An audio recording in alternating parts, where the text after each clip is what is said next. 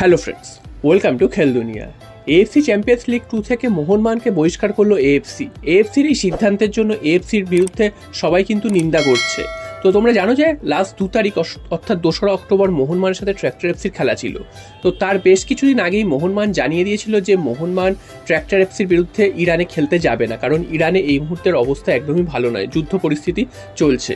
তো তারপর কিন্তু মোহনবাগান খেলতে যায়নি এবং মোহনবাগানের 35 জন ফুটবলার চিঠি দেয় ম্যানেজমেন্টকে। সেই চিঠিও এএফসির কাছে জানানো হয় এবং এএফসির কাছে এটাও জানানো হয় যে তারা খেলার জন্য প্রস্তুত ছিল। ইরানের প্লেনের টিকিট কাটা হয়ে গিয়েছিল, ইরানের হোটেল বুক করা হয়ে গেছিলো, তারপরেও তারা যাচ্ছে না কারণ ইরানের পরিস্থিতি এই মুহূর্তে ভালো নয়। এবং তারপর দেখা গেছে যে মোহনবাগান ম্যাচের আগের দিনই ইরানে অন্য এএফসি চ্যাম্পিয়ন্স লিগের খেলা ছিল, সেই ম্যাচ চলাকালীন সেখানে কিন্তু রকেট দেখা গেছে, ক্ষেপণাস্ত্র দেখা গেছে, বিভিন্ন রকম যুদ্ধের সরঞ্জাম দেখা গেছে। তো তারপরে কিন্তু আরও দাবিটা জোরালো হয় যে মোহনবাগান যেটা করেছে একদমই ঠিক কাজ করেছে। এর একদিন পরেই কিন্তু বিখ্যাত ক্লাব আল নাসের, যেখানে রোনাল্ডোরা খেলে, তো সেই ক্লাবও কিন্তু জানিয়ে দেয় যে প্লেয়ারদের নিরাপত্তার জন্য আল নাসেরও ইরানে ট্রাভেল করবে না। যদিও আল নাসেরের খেলা এখনও বাকি রয়েছে, আগামী 22 তারিখ সেই ম্যাচটা হবে। তো ইরানের তারাও যাবে না, সেই রকমই কিন্তু তারা সিদ্ধান্ত নিয়েছে। তো তারপর মনে করা হয়েছিল যে এই পরিস্থিতি এএফসি বুঝবে এবং এখানে মোহনবাগানের শাস্তি পাওয়ার আর কোনো সম্ভাবনা থাকবে না। যদি কোনো সমস্যা থাকতো তাহলে সেক্ষেত্রে যদি কোনো যুদ্ধ পরিস্থিতি না হতো সেক্ষেত্রে তাহলে মোহনবাগান শাস্তি পেত, মোহনবাগানের পয়েন্ট কেটে নিত, মোহনবাগানকে বার করে দিত এএফসি চ্যাম্পিয়ন্স লিগ থেকে এবং পরবর্তী 2-3 বছরের জন্য কিন্তু ব্যানও করতে পারত। তবে যেহেতু যুদ্ধ শুরু হয়ে গেছে এবং তার বহু প্রমাণ রয়েছে, ইন্টারন্যাশনাল মিডিয়াতে রয়েছে বা বিভিন্ন জায়গা থেকে দেখা গেছে এবং বিভিন্ন ভিডিও ফুটেজেও দেখা গেছে যে ইরানে কি অবস্থা চলছে।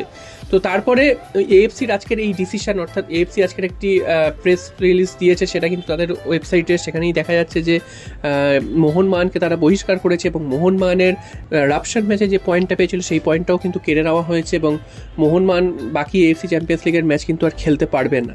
তো তারপরেই চারিদিকে কিন্তু শোরগোল উঠে গেছে এবং এএফসিকে সবাই কিন্তু দুষছে, অর্থাৎ এএফসির এই সিদ্ধান্তটা কেউই ভালোভাবে মেনে নিচ্ছে না, কারণ সবাই জানে যে এই মুহূর্তে পরিস্থিতিটা কী। এবং মোহনবাগানও কিন্তু সমস্ত কিছু প্রমাণ সমেত এএফসির কাছে চিঠি পাঠিয়েছিল।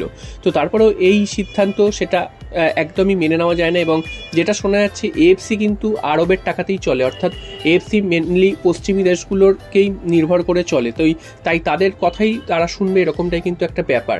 তো এখানে কিন্তু শুধু ভারতবর্ষ থেকে এই এএফসির নিন্দা করছে না, বিভিন্ন ইন্টারন্যাশনাল জায়গা থেকেও কিন্তু এই নিন্দা আসছে এএফসির এই সিদ্ধান্তের বিরুদ্ধে।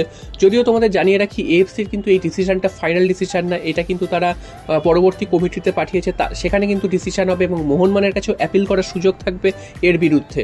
এবং সেখানে কিন্তু মোহনবাগান যদি অ্যাপিল করে এবং ঠিকঠাকভাবে যুক্তি দিতে পারে সেক্ষেত্রে কিন্তু এই শাস্তি কমে যেতে পারে এবং মোহনবাগানের ম্যাচটা কিন্তু রিশিডিউল হওয়ার সম্ভাবনা রয়েছে। এবং তারপরেও যদি না হয় সেক্ষেত্রে মোহনবাগান ফিফাতেও যেতে পারে। তো এখনও কিন্তু রাস্তা খোলা রয়েছে, যদিও এএফসির এই সিদ্ধান্তটা প্রাথমিক সিদ্ধান্ত, এর পরবর্তী সিদ্ধান্ত কিন্তু এএফসি জানাবে এবং কার্যকারী কমিটির কাছে এটা পাঠানো হয়েছে, সেটাই কিন্তু লেখা রয়েছে সেই রিপোর্টের নিচে। তো দেখা যাক পরবর্তী সিদ্ধান্ত কী আসে। তবে এই মুহূর্তে যে সিদ্ধান্তটা বেরিয়ে এসছে এটা কিন্তু একদমই বাজে একটা সিদ্ধান্ত এবং এএফসি যে কতটা আরবের বা পশ্চিমী দেশগুলোর উপর নির্ভরশীল বা তাদেরকে টেনে খেলায় সেটাই কিন্তু এখান থেকে প্রমাণ হয়ে যাচ্ছে। তো তোমাদের কি মতামত এই বিষয়ে তোমরা কিন্তু অবশ্যই কমেন্ট বক্সে জানাবে। এএফসি ঠিক কাজ করেছে না এএফসি ভুল করেছে, তোমরা কিন্তু অবশ্যই কমেন্ট